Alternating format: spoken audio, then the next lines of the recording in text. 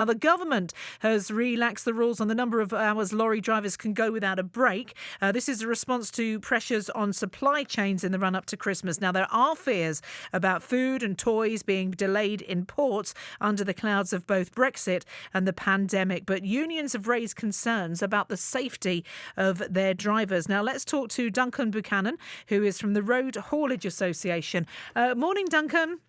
Good morning, Caroline. Nice to talk to you, Duncan. So what exactly is changing then?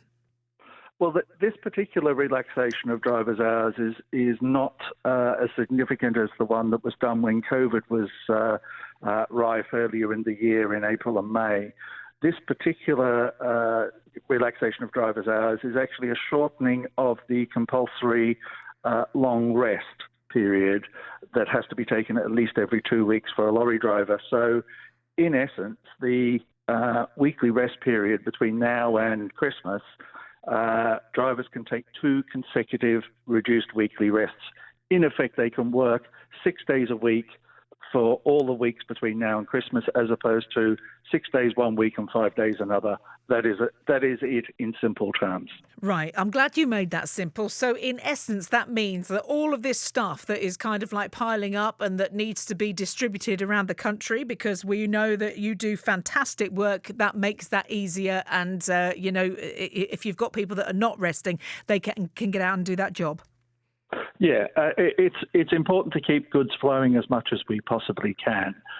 This is a practical way of just extending the ability to move things while we have a productivity problem, particularly at ports. Felixstowe in particular is a productivity nightmare. Drivers are being forced to wait excessive times to actually pick up goods. The ports are not running particularly well, partly because of the Christmas peak and stock building pre-Brexit, but in Felixstowe's case, it's partly because of long-term problems in poor operations at the port. Right, OK. And this is all due to a number of factors, like companies wanting to stockpile goods ahead of the Brexit transition period. Yeah, there's an element of that, because as was seen by Honda saying they've had to suspend car production because parts are stuck. That happens from time to time anyway, but at the moment it is particularly bad. The main thing is that we keep goods flowing, particularly food and retail goods, so that we don't have the stockouts that we saw earlier in the year.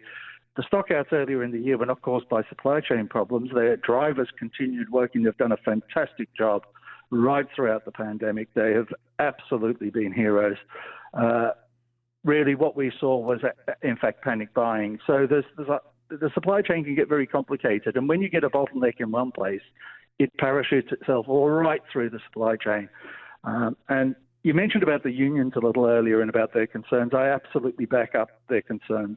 This is a short-term solution for a problem. This is not a long-term solution. We need to get the ports working properly, and we need to make sure that we don't maintain the low productivity at the ports, because wasting people's time in queues is not the way to run a supply chain. I tell you what, though, I get ever so impatient in a queue.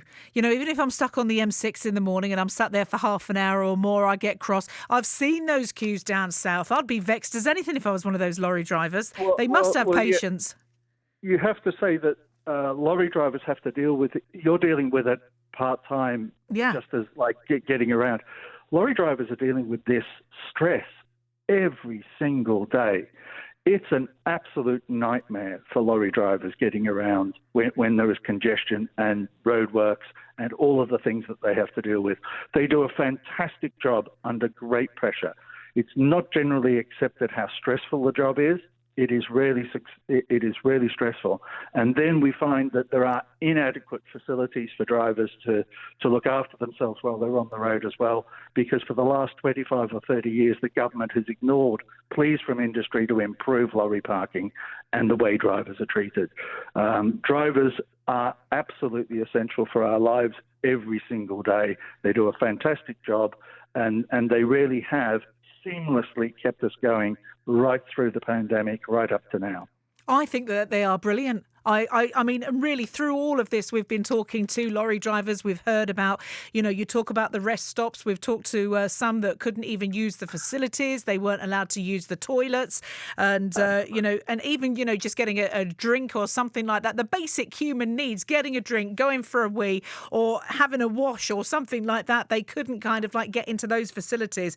And it was shocking. And like you say, through all of this, they've been there. They've been taking around all the goods. And it's not just the parts, is it, to build things with? It's the tea bags that we absolutely need, the clothes that we wear, everything. It comes down to the truckers taking from A to B. Absolutely. Everything you feel and touch out there, the chair you're sitting on, the clothes you're wearing, the food you eat today has been on the back of a truck and a lorry driver has delivered it. I need to tell you about something that people won't know about yet. We got a letter from Kent County Council last night and from the government. They're going to ban lorry parking in vast swathes of Kent from the 1st of January. It's just insane and disregarding of the needs of people to actually take their statutory rest. They have a lorry driver has to take a 45-minute rest every 4.5 hours. Kent are actually making this more difficult because they're just so intent on attacking trucks and drivers under some misguided idea that they can have the trucks go somewhere else. So where else do they expect you? Where else are they expected to? I used to live in Kent. Where else are they expected to go then? They don't care where else the drivers have to go as long as it's not in their precious county of Kent. And we're really, really angry about this. It's just unacceptable. And the government has sanctioned it. The government get a letter from ministers that this is a temporary measure for the next 6 months. Absolutely ludicrous and disregarding of the needs of truck drivers. I'm really angry. So what are you supposed to do then? Because I understand, but because we have a load of, where I live, the tanker drivers, the petrol tanker drivers go in. And I often used to see them pull into a lay-by. And I said to one of them, why are you stopping there? You've only got to go a few minutes and you're back to the depot. So why are some of you stuck there? And they were saying you can only drive for a certain amount of time and then you have to kind of like pull in. If the truck drivers down in Kent have got to that point, well, I mean, Kent is a vast county. So what, you just got to keep driving? What happens? It's not absolutely everywhere in Kent. It's most of it, but it's not absolutely everywhere in Kent. And your point is actually right. The other reason why lorry drivers pull over and weigh in lay-bys and so on is because they will have a delivery time or a collection time. And because the roads are so unreliable in a lot of places, the congestion you were just talking about, so that they're not stressed and so that they deliver on time, they actually have to pull over maybe 5-10 minutes away from where their collection or delivery point, and they may have to wait half an hour or perhaps even longer if they're early. So lorry drivers need places to park. They need places to be able to use facilities. Toilets and hygiene facilities are absolutely essential. And certainly what we have in this country is a complete mishmash of inadequate facilities for our drivers. It's a long-term campaign. The RHA has been running a campaign on this long before I joined the RHA 4 years ago. It is something that we still push with government day in, day out. And so far, ministers engage in lip service and Kent County Council engage in lip service as well. Well, I think it comes down to a lack of respect for people that do a great deal of good for this country. Duncan, can I ask that you keep us updated on this, please? Because we have a lot of truckers that listen and, call in and obviously go through our patch. So we'd like to be kept abreast of this, please. Certainly, I will do that. And your point about a lack of respect is exactly right. There is a lack of respect for lorry drivers from officialdom. I respect you, lorry drivers, and do feel free to call in. Duncan, it's been a pleasure. Thank you very much for coming on. Thank you very much, Caroline, for allowing us to put our views out there. Thank you very much.